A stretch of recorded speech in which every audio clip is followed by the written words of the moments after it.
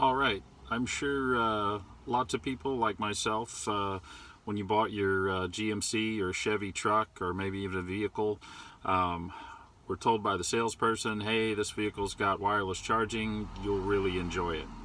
Only to get home and find out that unless you have like a really out of date Samsung phone, that you don't actually get wireless charging, as the feature doesn't really work with most cell phones. So, being an iPhone guy, and having a new iPhone that has wireless charging, I was obviously disappointed to see that it didn't actually work.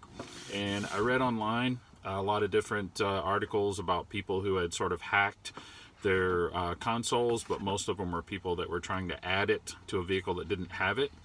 So I got to thinking, why wouldn't this work properly if they spent all that money on it? So started digging in, and this is where I'm at. So to speed things up a little bit, you'll see that I have already popped the inner cover off. I have the cover here. You can see there's no actual screws holding it in, just these brass clips that snap in.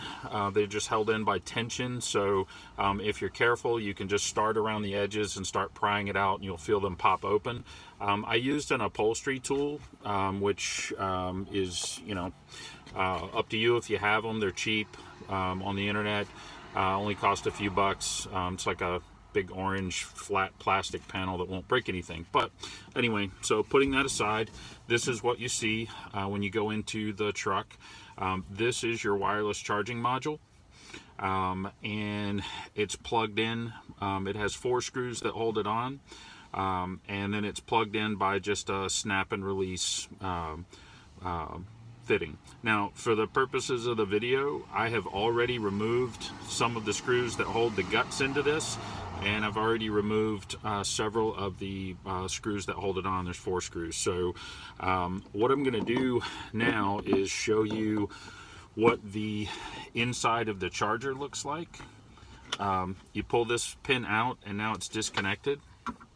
So the real issue is, even when I took this off, and I'll show you that, even when I took this off, it should charge properly if you put the phone directly on it, because a lot of the internet fixes for the problem are to reverse the pad on your console, which certainly, if that works for you, great. It involves cutting off this little nub and replacing switching the rubber around to line your phone up better.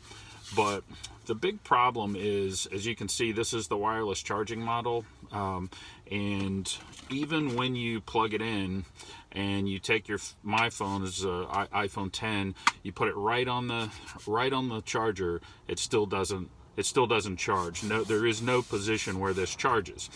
So I got to thinking, after looking at a couple of chargers online, I got to thinking, this technology isn't really all that complicated. So I took out the screws here. I get the last one out just for the video. And what happens is you pry this open, and it's a little sticky to come away. And when you originally open it up, this piece is here. Now, it has a little magnet on it. It's stuck on to the side of the piece like so. It's kind of stuck in like that. This is a little controller tab that plugs in here, just pulls right out. And the best I can think is this looks like a repeater. So here's the coil, and that's what's generating the magnetic energy that transfers into the coil that matches on your phone, which oddly looks about like this. I got to think that maybe they were using it as a repeater, because this is a little magnet that goes here. But what I found out is that when I put a phone directly on the coil, it will charge just fine and charge as long as I do it. If I take this and put it in its proper place and plug it up, and I put the phone on the coil, it doesn't charge no matter what you do. So I think their idea is this would repeat, you know, this would move or create a larger pad, but in real life that just really doesn't seem to happen. So what I've done is just removed it. So I took this piece off, didn't make any other changes to the vehicle or the piece. You can see there's nothing in here that's structural. And what I've done here is just that is the top of it as it would normally be using the factory connector. Nothing has changed. And just for the video's sake, I wanted to keep it simple and just show you the basic connections. But there are 5 of these that go into the corners just to keep it snug and secure. But again, just to show you for the video's sake, and I'm going to plug this back in. This is normally hidden by the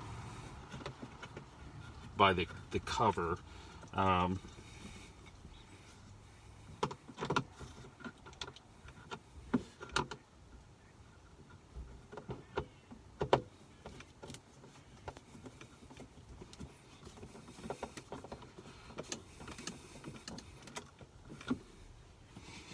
And again, just for proof of concept, I'm just going to put 2 screws back on. I'm not going to bother buttoning up the top.